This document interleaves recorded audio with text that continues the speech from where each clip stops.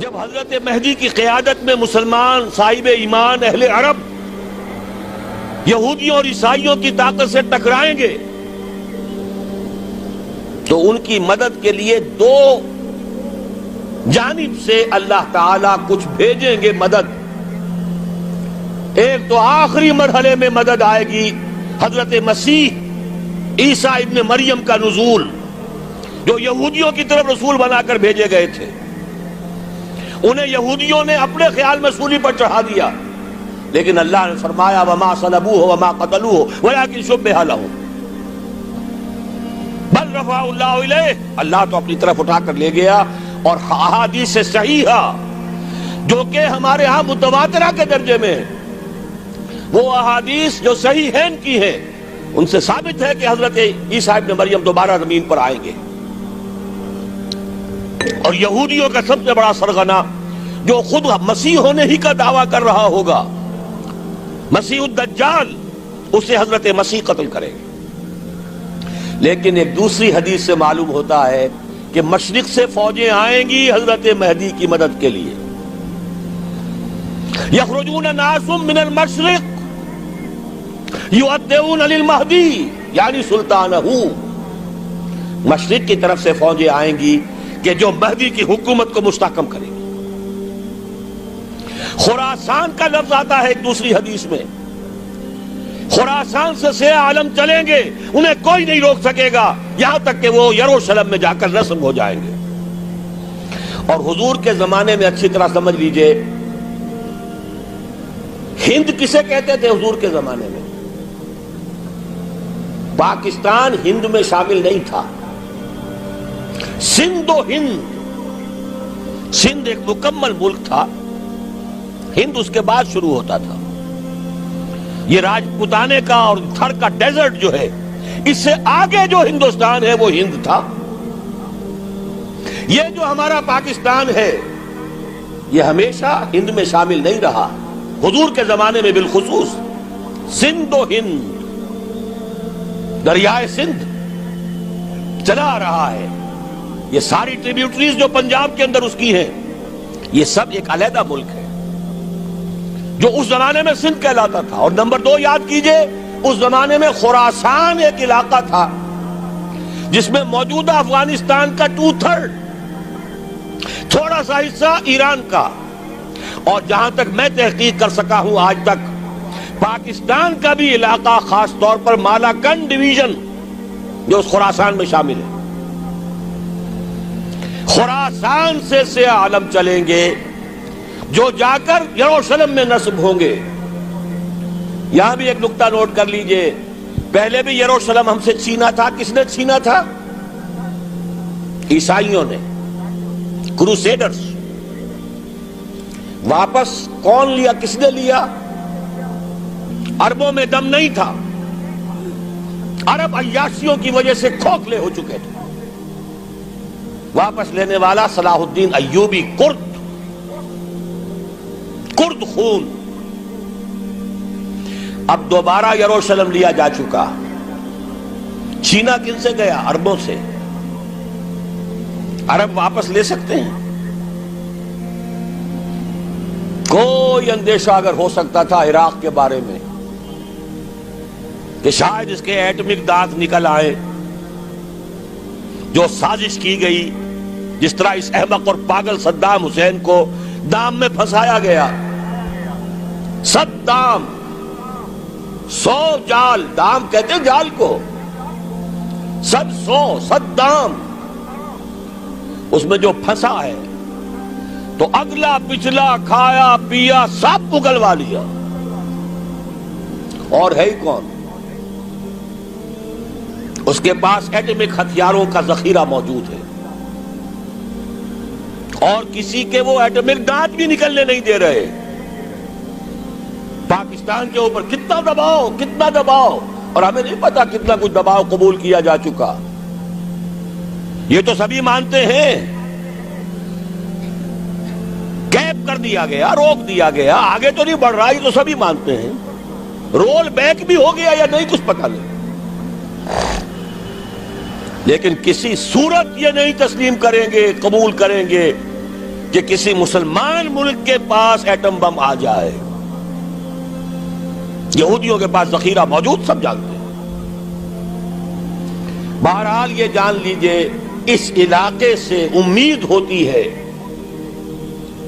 سندھ اور خراسان. حالات بہت خراب ہیں ہمارے، اور حالات بہت خراب ہیں افغانستان کے بھی، لیکن حالات کے بدلتے اللہ تعالیٰ کی مشیت کے تحت دیر نہیں لگا کرتی. سیرت نبوی میں مجھے نظر آتا ہے سن 10 میں 10 نبوی ہجرت سے 3 سال پہلے 2.5 سال پہلے کہیں سے کوئی امید کی کرن نظر نہیں آتی تھی کہ عرب میں اسلامی حکومت قائم ہو جائے گی. 10 برس ہو چکے محمد الرسول اللہ کو دعوت دیتے ہوئے، اور ابھی تک بمشکل 125 آدمی ہے. اپنے بل پر اپنے طاقت پر مکے میں رہ بھی نہیں سکتے. کیسے ہو جائے گا؟ کہاں سے ہو جائے گا؟ میں آج پوچھتا ہوں، کوئی سر بتائے کہیں سے کوئی امید کی کرن اس وقت نظر آتی ہے؟ اس ماحول میں لے جائیے. اگلے 3 سال میں کیا ہو گیا؟ پہلے سال 6، اگلے سال 12، اس سے اگلے سال 72، اور بیعت عقبہ ثانیہ ہجرت، اور وہاں سے اب حضور کی طرف سے انیشیٹ شروع ہو گیا، انیشیٹو. تو ہم نہیں کہہ سکتے اللہ تعالیٰ کی قدرت، اللہ کی مشیت. یہ یقین ہے کہ دنیا کے خاتمے سے پہلے نظام خلافت قائم ہوگا، اور تمام دنیا میں ہوگا. ظاہر ہے کہیں پہلے کسی ایک جگہ سے ہوگا، جیسے حضور کے زمانے میں ہوا. اگر بیک وقت پوری دنیا میں ہو سکتا تو حضور کے دست مبارک سے ہوتا. اگر حضور کے دست مبارک سے بھی ایک ملک میں ہوا، جزیرہ نما عرب میں ہوا، پھر حضور کے امتی ہیں نا، ابو بکر ہیں، عمر ہے، عثمان ہے، صحابہ کرام کی فوجیں نکلی ہیں، امتی ہیں. امتیوں کے ہاتھوں اس کی توسیع ہوئی. اب بھی یہی ہوگا، کسی ایک علاقے میں ہوگا. میرا گمان ہے، میں یہ یقین سے نہیں کہہ سکتا. گمان بھی میرا ان احادیث کی روشنی میں ہے جو میں نے آپ کو بتا دی اور موجود ہے اس کتابچے کے اندر. علامہ اقبال نے بھی انہی کے حوالے سے کئی کہا ہے، میرے عرب کو آئی ٹھنڈی ہوا جہاں سے، میرا وطن وہی ہے، میرا وطن وہی ہے. اس علاقے سے کچھ ہونے والا ہے اور ہوگا انشاءاللہ. میری زندگی میں نہ ہو، آپ کی زندگی میں نہ ہو، کوئی پرواہ نہیں. حضرت حمزہ تو شہید ہو گئے غزوہ احد میں. 5 سال کے بعد حضور مکے میں داخل ہوئے ہیں فاتح کی حیثیت سے. حضرت حمزہ کی نگاہوں نے، ان آنکھوں نے تو نہیں دیکھا، عالم ارواح میں اللہ نے کیا مشاہدہ کرایا ہوگا انہیں، وہ تو ہمیں معلوم نہیں. بعض صحابہ شہید کر دیے گئے مکے ہی میں. بہت بڑی کامیابی. اپنی جان لگا دیں، اپنے آپ کو کھپا دیں، اپنے آپ کو مٹا دیں. جس طرح روڑی کوٹ کر بنیادوں میں بھر دی جاتی ہے، ہماری ہڈیوں کا چورا بنا کر اور ہمارے خون کے اندر اسے گوندھ کر اگر وہاں ڈال دیا جائے، اس سے بڑی سعادت کوئی نہیں. اس پر تعمیر ہو خلافت علی منہاج النبوہ کی، ہم اس کی بنیاد کے اندر دفن ہو جائیں، یہی بہت بڑی سعادت ہے. لیکن یہ ہوگا. میں نے عرض کیا تھا کہ یقین ہے مجھے کہ ہوگا، اور ہر صاحب ایمان کو یقین ہونا چاہیے کہ ہوگا. باقی یہ کہ یہ آثار ہیں اور احادیث بھی ہیں، اور 400 برس کی تاریخ بھی بتاتی ہے کہ یہیں سے ہوگا. 1000 برس تک سارے مجددین امت عالم عرب میں پیدا ہوئے. 11ویں صدی کا مجدد اعظم شیخ احمد سرہندی کہاں دفن ہے؟ سرہند میں، ہندوستان میں. 12ویں صدی کا مجدد اعظم شاہ ولی اللہ دہلوی کہاں دفن ہے؟ دہلی میں. 13ویں صدی کا مجدد اعظم سید احمد بریلوی، ان کی تو قبر بھی معلوم نہیں، لیکن ان کا خون جذب ہوا دریائے کنہار میں، اور ان کے سینکڑوں ساتھیوں کی لاشیں اس بالا کوٹ کے مقام پر. 14ویں صدی کے مجدد اعظم شیخ الہند، لیکن ان کے ساتھ ساتھ اتنے اعظم رجال علامہ اقبال جیسا مفکر، مولانا مودودی جیسا مصنف، مولانا الیاس جیسا مبلغ کہیں اور ہمیں دکھا دیجئے آپ۔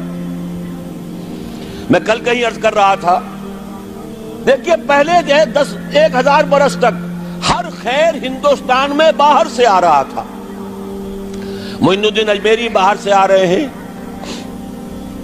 شیخ علی حجویری باہر سے آ رہے ہیں، سندھ میں جتنے اولیاء دفن ہیں سب کے سب باہر سے، ایران سے چلے آ رہے ہیں۔ لیکن جیسے ہی 11ویں صدی شروع ہوئی، ریورس ہو گیا آرڈر۔ اب سلسلہ مجددیہ نقشبندیہ اب ہندوستان سے نکل کر پھیل رہا ہے، پورا افغانستان، پورا ترکستان، تمام یہ ترک ریاستیں جو آزاد ہوئی ہیں ابھی یو ایس ایس آر کے خاتمے کے بعد، یہاں تک کہ سائپرس، جزیرہ قبرص، پورا ترکی جو اب بھی ہے موجودہ ترکی، سلسلہ مجددیہ نقشبندیہ کہاں سے چلا؟ ہندوستان سے پھیل گیا پورے عالم اسلام۔ مفکر، علماء دین اور تمام علوم دینی کا مجدد شاہ ولی اللہ دہلوی، خالص ترین جہاد فی سبیل اللہ دور صحابہ کے بعد جماعت مجاہدین جام شہادت نوش کیا، سینکڑوں ہمارے مجاہدین۔ پھر 14ویں صدی میں اقبال جیسا مفکر، مودودی جیسا، دوبارہ دوہرا رہا ہوں، مصنف، مولانا الیاس جیسا مبلغ، مجھے تو کہیں نظر نہیں آتا۔